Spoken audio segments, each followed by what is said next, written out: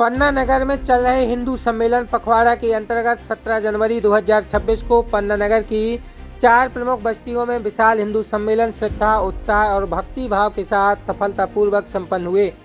सम्मेलनों में हजारों की संख्या में श्रद्धालु नागरिकों की सहभागिता रही, जिससे पूरे नगर में धार्मिक एवं सांस्कृतिक वातावरण व्याप्त रहा। प्राप्त जानकारी के अनुसार पन्ना नगर की कुल 13 बस्तियों में हिंदू सम्मेलन आयोजित किए जा रहे हैं। इसी क्रम में आज 4 बस्तियों में सम्मेलन संपन्न हुए।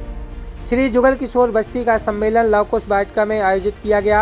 कार्यक्रम का शुभारंभ धरती माता, गौ माता, कन्या पूजन एवं भारत माता पूजन तथा वंदे मातरम गायन के साथ हुआ। छात्रों द्वारा रंगारंग सांस्कृतिक प्रस्तुतियां दी गईं। मातृशक्ति वक्ता डॉक्टर कमलावती जी ने आदर्श हिंदू परिवार में महिलाओं की भूमिका पर प्रकाश डाला। वहीं मुख्य वक्ता राजेंद्र सिंह जी द्वारा प्रेरक उद्बोधन दिया गया। कार्यक्रम के संयोजक राजेंद्र कुशवाहा रहे। वहीं रानीगंज बस्ती का सम्मेलन श्री बलदेव जी मंदिर परिसर में संपन्न हुआ।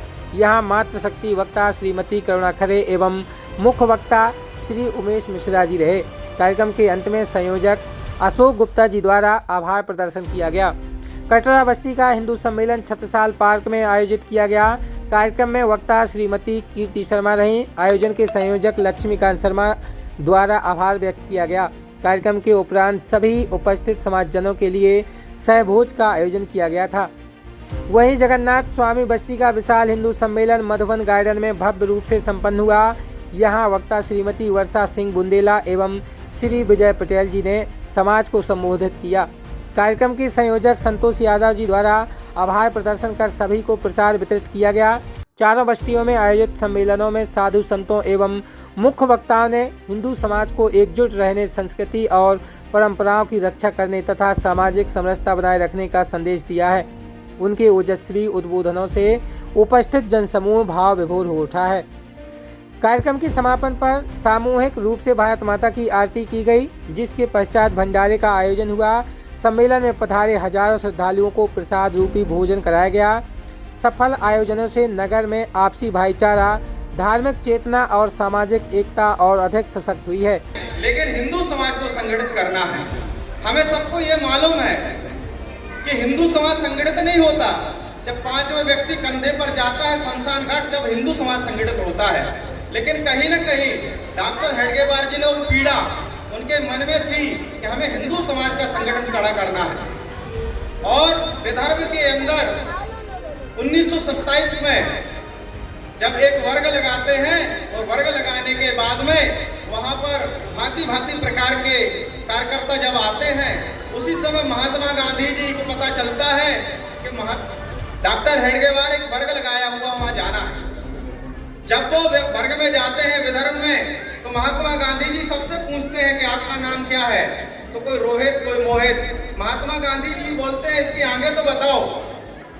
तो आगे बताने के लिए सब बताते हैं। तो महात्मा गांधी जी ये बोलते हैं कि जो कार्य हमें विचार कर रहा हूं वो डॉक्टर हेडगेवार जी ने करके दिखा दिया।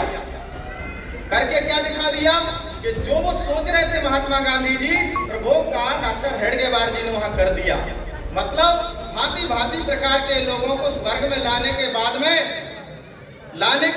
वो सारा समाज संगठित करने के लिए वो नींव रखी। और नींव रखने के बाद में संघ का धीरे धीरे आगे बढ़ रहा था। और आगे बढ़ने के बाद में संघर्ष का एक काल आता है, और काल वो आता है महात्मा गांधी जी की हत्या हो जाती है। और महात्मा गांधी जी की जो हत्या होती है, वो महात्मा गांधी जी की हत्या होने के बाद में उस संघ पर एक लांछन लग जाता है, एक आरोप लग जाता है। चूंकि वो कार्यकर्ता अपना था नहीं, लेकिन विरोधियों ने बोला ये महात्मा गांधी जी की जिन्हें हत्या की है वो संघ का स्वयंसेवक है। जबकि चूंकि संघकार धीरे धीरे बढ़ रहा था, और बढ़ने के लिए उनको रोकने के लिए एक आरोप मढ़ दिया गया। वो संघकार धीरे से रुक गया। फिर प्रतिबंध लगा तो हमारे कार्यकर्ता जेल में गए, किसी के घर तबाह हो गए, किसी के घर में आग लगा दी गई, कार्यकर्ताओं को प्रताड़ना दी गई। लेकिन हम बोलते हैं ना, हमारा निस्वार्थ कार्य सर्वोपरि है। और हम धीरे धीरे बढ़ रहे थे, और बढ़ने के बाद में हम गीत भी गाते हैं, दसों दिशाओं में जाएंगे, दल बादल से छा जाएंगे, उमड़ घुमड़ कर इस धरती पर नंदन वन लहराएंगे। इस भाव से राष्ट्रीय स्वयंसेवक संघ की स्थापना होने के बाद में जहां जैसे संगठन की जरूरत पड़ती गई, वैसे संगठन का कार्य बढ़ता गया।